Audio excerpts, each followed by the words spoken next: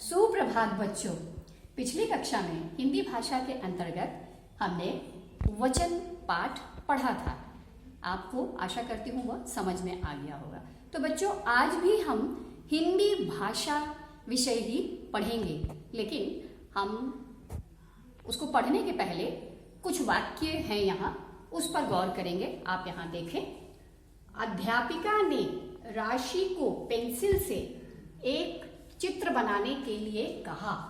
उसने हिरन का चित्र बनाकर रवि के द्वारा दीवार पर टंगवाया, परंतु जैसे ही वह मेज पर चढ़ा, अचानक मेज से नीचे गिर पड़ा। अध्यापिका ने तुरंत उसे उठाया और बोली, अरे आकाश, कहीं चोट तो नहीं आई?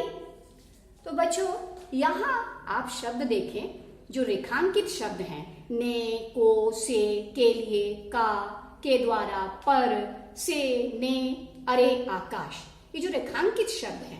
और अन्य शब्द जो हैं संज्ञा, सर्वनाम, जैसे अध्यापिका, राशि, पेंसिल, चित्र, हिरन, रवि, ये सब जो है, मेज, ये सब क्या है?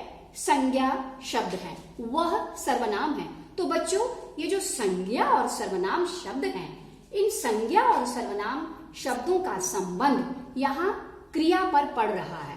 क्रिया यानी काम, जैसे कहा, गिर पड़ा, चढ़ा, टंगवाया इत्यादि शब्द जो है ये क्रिया है। तो बच्चों, आज हम जो विषय पढ़ने जा रहे हैं उसका शीर्षक है कारक। अब आप देखें, कारक किसे कहते हैं, यानी कारक की परिभाषा। संज्ञा या सर्वनाम के जिस रूप से उसका संबंध वाक्य की क्रिया या अन्य शब्दों से ज्ञात मतलब पता लगे, वह कारक कहलाता है।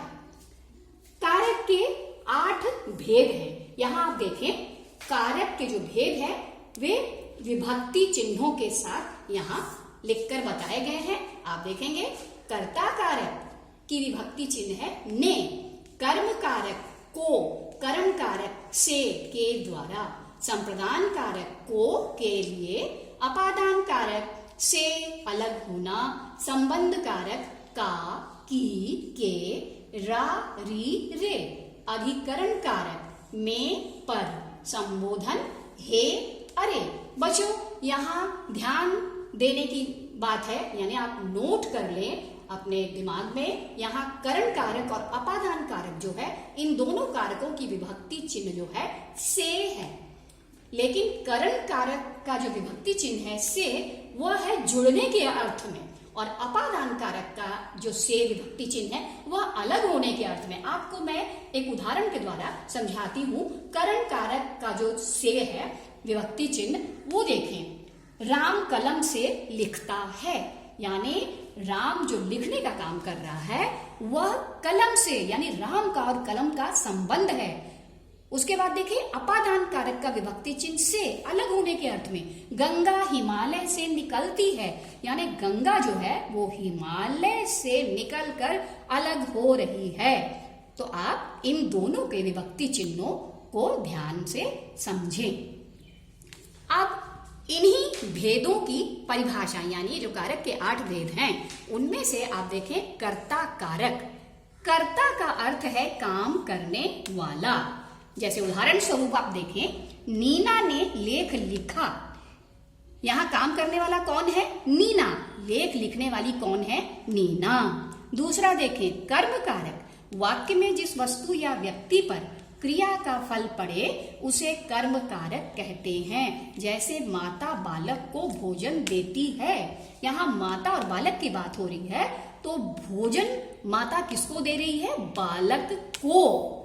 तीसरा, करण कारक। काम करने वाला जिस साधन से काम करता है उसे करण कारक कहते हैं। जैसे रिया बस से स्कूल जाती है। रिया स्कूल जा रही है, लेकिन वो किसके द्वारा जा रही है? बस से, बस में बैठकर जा रही है। चौथा, संप्रदान कारक, जिसके लिए क्रिया यानी काम क्रिया की जाए उसका बोध कराने वाले शब्द संप्रदान कारक कहलाते हैं। जैसे पूजा के लिए फूल लाओ, यहाँ पूजा करने की बात चल रही है। पूजा करने के लिए क्या लाओ? फूल लाओ। यानी फूल किसके लिए मंगाए जा रहे हैं? पूजा के लिए।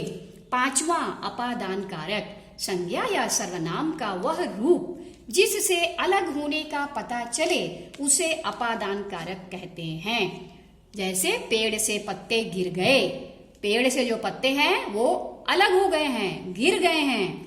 छठवां संबंध कारक, संज्ञा या सर्वनाम का वह रूप जिससे वाक्य में आए अन्य व्यक्ति या वस्तु से उसके संबंध का बोध हो, बोध यानी पता चले, उसे संबंध कारक कहते हैं। जैसे यह कलम राम की है, कलम का संबंध किससे है? राम से।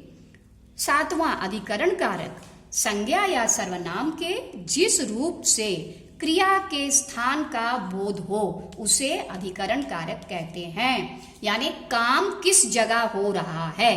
जैसे घड़े में पानी है, बिल्ली पेड़ पर चढ़ गई, यानी यहाँ पानी का स्थान कहाँ है? घड़े में, घड़े के बीच में। बिल्ली कहाँ चढ़ गई? बिल्ली पेड़ पर चढ़ गई।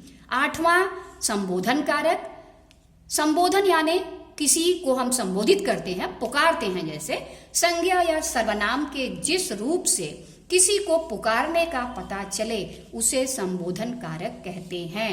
जैसे हे प्रभु रक्षा करो, हम प्रभु को पुकार रहे हैं। प्रभु, प्रार्थना करते समय प्रभु को पुकार के कहते हैं कि हे प्रभु रक्षा करो। अरे रमा इधर आ, रमा को इधर आने के लिए पुकारा जा रहा है कि अरे रमा इधर आ, यानी उसे संबोधन दिया जा रहा है, संबोधित किया जा रहा है। तो बच्चों, कारक पाठ की मैं यहाँ समाप्ति करती हूँ। आशा करती हूँ आपको कारक बहुत अच्छी तरह से समझ में आ गया होगा। लेकिन यदि आप अपने घर पर 5 बार 10 बार इस पाठ को पढ़ेंगे तो आपको बहुत अच्छी तरह समझ में आ जाएगा। धन्यवाद।